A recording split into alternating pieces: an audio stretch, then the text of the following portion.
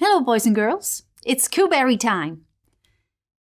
I thought I'd just run in and grab the amulet so we could be on our way, the poor bear said, but now I'm stuck. Where does the quicksand start? JJ asked. I don't know. Bernie craned his neck to see, but he had already been pulled down to waist level.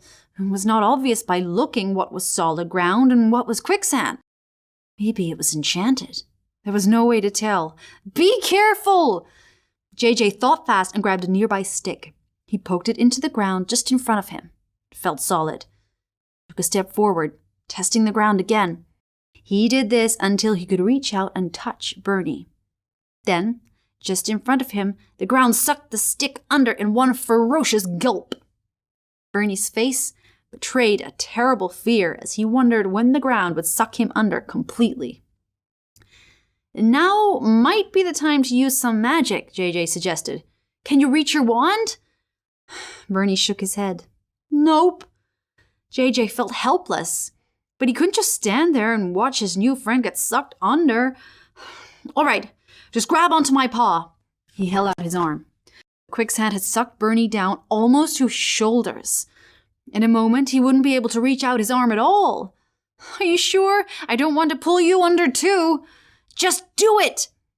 JJ grabbed Bernie's paw and pulled. He pulled with all his might. He pulled not just for Devlin and the spirit of the quest, but for this kind-hearted bear who had joined him on the biggest adventure of his life. They had only known one another a few days, but Bernie already felt like a brother to JJ. Just when JJ thought his arms might give out, there was a loud sucking sound, and the ground released Bernie. He and JJ both toppled over onto the solid ground. Wow, thanks. Bernie felt the ground to make sure he was really safe. I shouldn't have gone on without you. I'm sorry. It's better than both of us getting stuck, JJ pointed out. Thank you, JJ. JJ was pleased with himself, but he knew there was no time for that. We've got to get inside. Do you think we can jump? It's too far, Bernie said. Maybe we can build a bridge. They looked around for a fallen log, or something else that might get them across the menacing quicksand. But nothing seemed right. JJ noticed Bernie fingering his wand. Can you make a bridge by magic? That's what I'm wondering, Bernie said. I think so. And even if I fail, no one will get hurt. I'm just wondering what Devlin would say. Bernie, I think Devlin would say, go get the amulet. If he had a problem with you being here, he would have sent you a message to return. He could have done that when he sent us the message about how to distract the dragon. But he didn't. He even gave you a task then.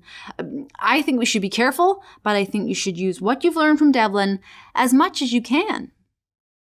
Bernie nodded. He had been surprised that Devlin hadn't ordered him to return when he sent the crane's message. He supposed Devlin must approve, or he wouldn't have let him stay. It was decided he would use his magic on the rest of the quest. Bernie raised his wand and muttered something unintelligible. At first, nothing happened. Bernie turned away disgusted. Bernie, look! You did it! Bernie turned back toward the quicksand and saw that a bridge had indeed formed, giving them a safe path all the way from where they stood to the entrance of the cave. Come on! JJ was already halfway across the bridge. Bernie kept a firm grip on his wand and followed JJ. When he reached the other side, he turned around and cast another spell. Before their eyes, the bridge disappeared.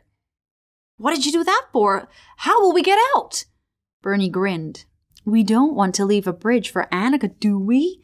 If she shows up, maybe she'll get stuck too. I'll make another one when we've got the amulet.